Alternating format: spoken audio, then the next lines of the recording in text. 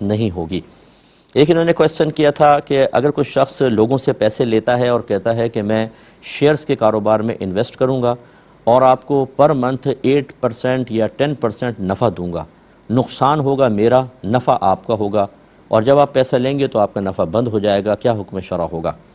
دیکھیں، اس طرح کی پہلی بات تو یہ کہ شیئرز کے کاروبار پہ ہی ہم لوگ تو اس پہ عدم جواز کا ہی فتویٰ دیتے ہیں، لیکن فرض کر لیں کہ کوئی جوازی صورت بھی بنے تو جن ٹرمز اینڈ کنڈیشن کے ساتھ اس نے پیسہ لیا ہے، یہ انویسٹمنٹ بالکل غلط ہے اور ناجائز ہے، گناہ ہے، ختم کرنا واجب ہے۔ اس لیے کہ جب انسان کوئی یا تو وہ وکیل کی حیثیت سے کام کر رہا ہے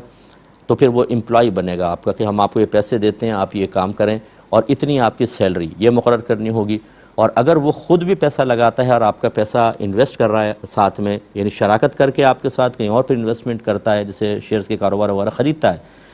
تو ایسی صورت میں جب شرکت ہوتی ہے تو نفع مال کی مقدار کے نقصان مال کی مقدار کے حساب سے ہوتا ہے۔ نفع میں آپ کر سکتے ہیں کچھ بھی، کہ مثلا 50% آپ کا 50% میرا، لیکن نقصان مال کی ریشو کے اعتبار سے ہوتا ہے۔ مثلا میں نے اگر 70% مال ملایا، آپ نے 30%، تو جب نقصان ہوگا تو 70% میں برداشت کروں گا، 30% وہ کرے گا۔ اگر جسٹ اپوزٹ کر دیا یا یہ کہا کہ نقصان میرا صرف فائدہ آپ کا، تو یہ فاسد ہوگی اس طرح کی شرکت، اور اپنا پیسہ واپس لینا واجب ہے۔ یہ کوئی مطلب بیچارہ جاہل سا آدمی ہے، اس کے ساتھ ہرگز انویسٹمنٹ نہ کیجیے۔